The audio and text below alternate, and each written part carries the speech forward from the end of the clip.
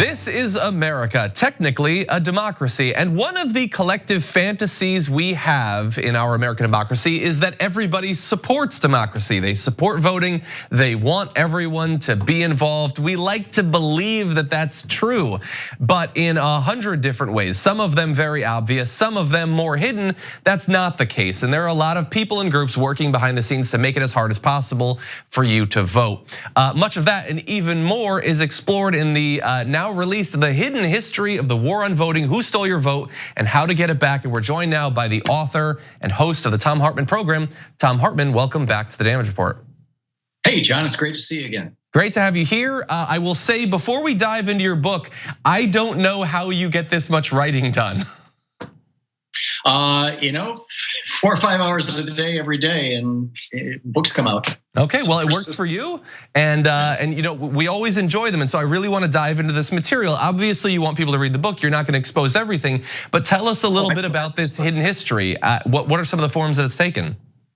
Well, the Republican Party has been all about suppressing the vote for a long, long time. I mean, the suppression of the vote has a long history in the United States. Obviously, slavery was an institution that suppressed the vote. Women didn't have the right to vote until around 1920. African Americans technically got the right to vote after the Civil War, but that really didn't happen until the 1960s. And even to this day, now the Republican Party, prior to the 1960s, it was the Democratic Party, has been aggressively suppressing the African American vote and the Hispanic vote. And of course, the Native American vote to this day is still also being suppressed. But the Republican Party in particular was in absolute shambles right after the Nixon resignation.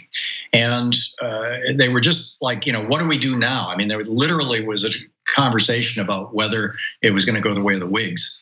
And then when in 1976, Jerry Ford lost to Jimmy Carter, that convinced the higher up figures in the Republican Party that they had to do something different. And coincidentally, in 1976, the Supreme Court, which I covered this in my previous book, The Hidden History of the Supreme Court and the Betrayal of America. In 76, a Supreme Court decision called Buckley versus Vallejo, the Supreme Court ruled that if a billionaire wanted to own a politician, or even a number of politicians, put so much money in that basically they would not be in office without that person, and that person had specific things that they would like from that politician. We used to call that bribery, or at the very least corruption. In 76, the Supreme Court ruled that that was actually First Amendment protected free speech, using money to buy political power. And then 2 years later, in a decision called First National Bank versus Bellotti, the Supreme Court extended that logic to corporations. And this led in 79 to a ton of corporate money and billionaire money coming in to elect Ronald Reagan in 1980. And they've been off to the races ever since then. But it really, the need for more than just money became very evident to the Republican Party in 92 when Bill Clinton beat George Herbert Walker Bush. Even though they were pouring enormous amounts of money into the campaign, Clinton had kind of gotten around them by taking his own corporate money. This was the whole deal that he and Al Fromm worked out the year before, 1991, with the Democratic Leadership Council. So the Republicans were like back to square one. Okay, we've got to figure out another way to win elections. And saying to people, "Hey, we're the party of the billionaires and the corporations," wasn't gonna do it. They had pulled together a coalition of basically racists and paranoids and gun nuts and whatnot. But even that really wasn't enough to consistently win elections or to hold national power. So in particular with the election of 2000, they started they went back to their roots, back to the 60s. William Rehnquist actually made his chops in the Republican Party.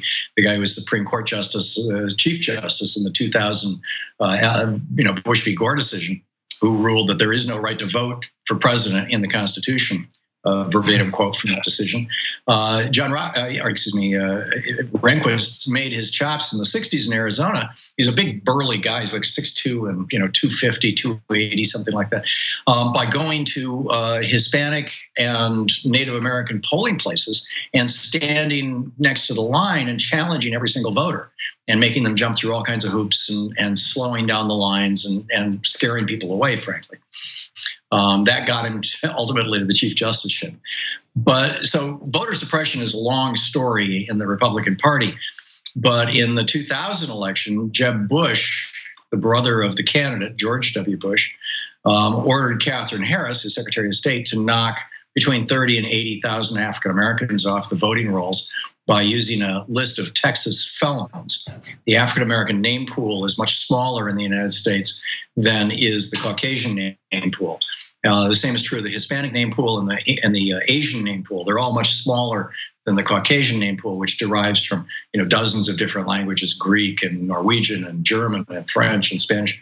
And so as a result, if you take a felon list from Texas, where over half the felons are black, and you compare that with a voter list in Florida, looking for people who are double voting in both states, you'll find a lot of people who have very similar names, and they were only looking for similar. So John Johnson in Texas, and J.J. Johnson in Florida, or John Q. Johnson in Texas and John L. Johnson in Florida, they consider that a match.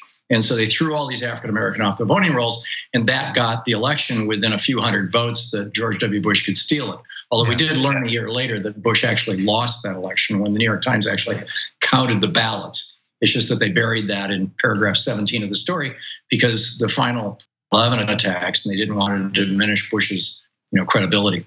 Yeah. So that produced the first red shift, and we can get into red shift if you'd like. That was the beginning, and then the Help America Vote Act in 2002 gave them a whole new weapon called a provisional ballot. As always, we're glad to have you on. You write fascinating books, and everybody always says, like, about books that are concerned with history, that it has lessons for today. But this, all it has is lessons for today. Like, we're still engaged in so many of these fights, and I'm always glad to see people focusing on the issue of voting rights and democracy. And so, Thom, as always, thank you.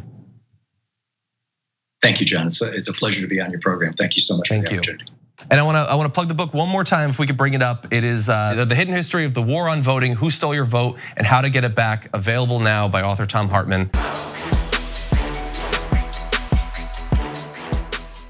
For more political news, breakdowns, interviews, stories of activism, and me trying my hardest to care about the occasional big celebrity news story, subscribe to our YouTube channel at youtube.com/The Damage Report. And you can ring the bell wherever it is so you don't miss anything.